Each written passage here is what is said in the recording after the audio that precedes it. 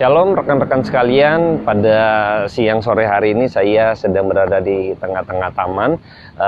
Tadi saya coba melihat burung dara di sana, cuman karena wilayah ini sedang di steril gitu ya, jadi saya tidak boleh mengambil di bagian sana. Jadi ini pun saya berada di pinggir. Saya coba akan memberikan satu pencerahan sedikit pada siang sore hari ini, kiranya bisa menjadi berkat buat setiap kita. Yang pertama, ketika saya memperhatikan burung dara, seringkali kita tahu di dalam Alkitab bahwa Roh Kudus digambarkan sebagai burung dara gitu, atau burung merpati. Nah, ketika Tuhan Yesus dibaptis pun akhirnya Roh Kudus digambarkan sebagai burung merpati yang turun atas Tuhan ketika Yesus Kristus itu dibaptis. Nah, saya akan coba mengulik 3 hal penting gitu ya, yang mungkin di banyak karakteristik daripada burung merpati. Yang pertama adalah karakteristik dari burung merpati itu ternyata burung merpati itu perlambangan dari kesetiaan gitu kan. Faithful, jadi kesetiaan. Jadi burung dara ini adalah setia pada pasangannya sampai seumur hidupnya, sampai dia mati. Jadi dia tidak akan berpaling dari pasangannya, dia akan tetap setia kepada pasangannya. Nah, ini seringkali penggambar faithful ini juga kepada kesetiaan, yang dibilang faith itu iman gitu ya. Jadi penggambaran ini sama seperti iman kita gitu ya, yang ada pada diri manusia, harusnya beriman kepada Allah yang satu-satunya yang mencipta langit dan bumi dan serta isinya, yaitu Dia adalah Allah yang sejati. Nah, ketika itu manusia harusnya memiliki iman dan kepercayaan kepada Allah yang sejati tersebut. Tetapi oleh karena dosa, maka manusia yang berdosa ini sudah tidak lagi memiliki tanda petik gitu ya, penggambaran mengenai Tuhan yang sejati, pengenalan yang sejati akan Tuhan itu sudah hilang. Maka oleh sebab itu Roh Kudus ya, ketika itu Tuhan Yesus dan juga diutus oleh Allah Bapa, lalu ketika harus datang ke dalam dunia ini, lalu ketika dia naik pun dia mengutus Roh Kudus supaya membimbing dan menuntun setiap kita yang sudah percaya tadi untuk kembali tetap setia di dalam iman kita ini kepada Allah yang sejati tadi.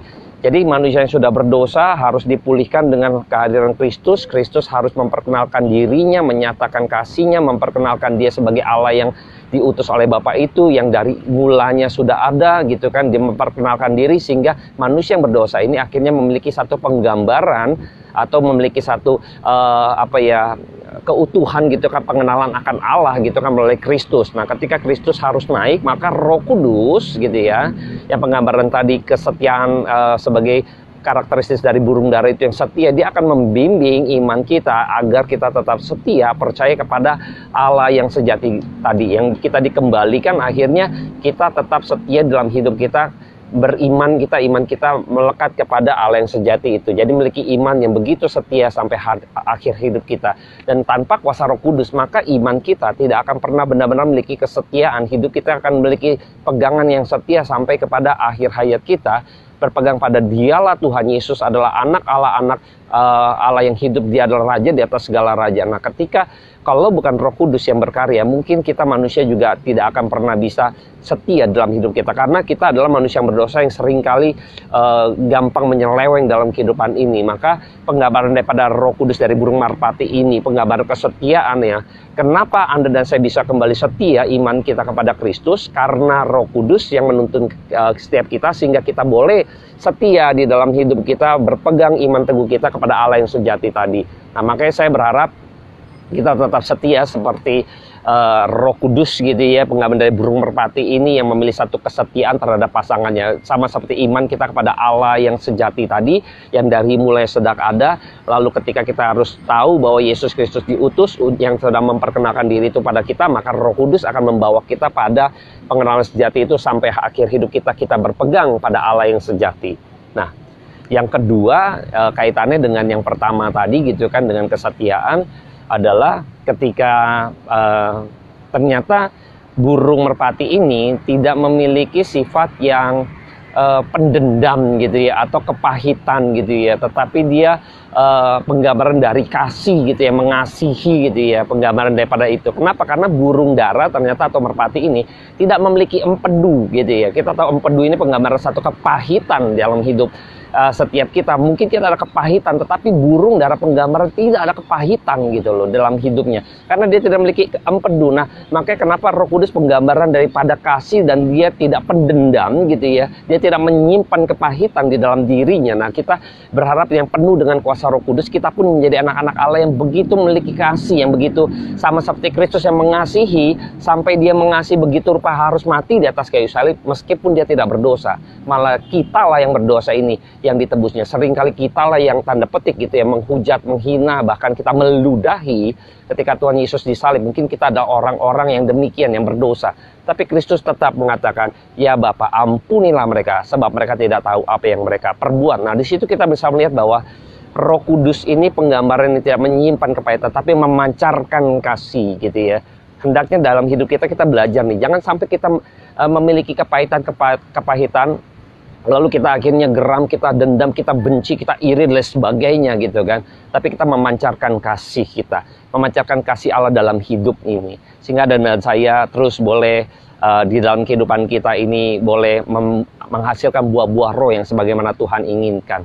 Nah, saya berharap ketika kita tahu bahwa burung merpati ini memiliki satu pengelambangan dari kasih yang tidak memiliki empedu dan tidak menyimpan geram, tidak menyimpan dendam, dan tidak menyimpan benci dan lain sebagainya, hendaklah kita juga bisa menjalankan dan kita belajar dari burung merpati ini. Dan yang terakhir, nah mungkin saya akan coba gambarkan ini. Kalau diperhatikan, burung dara itu nggak pernah nyasar.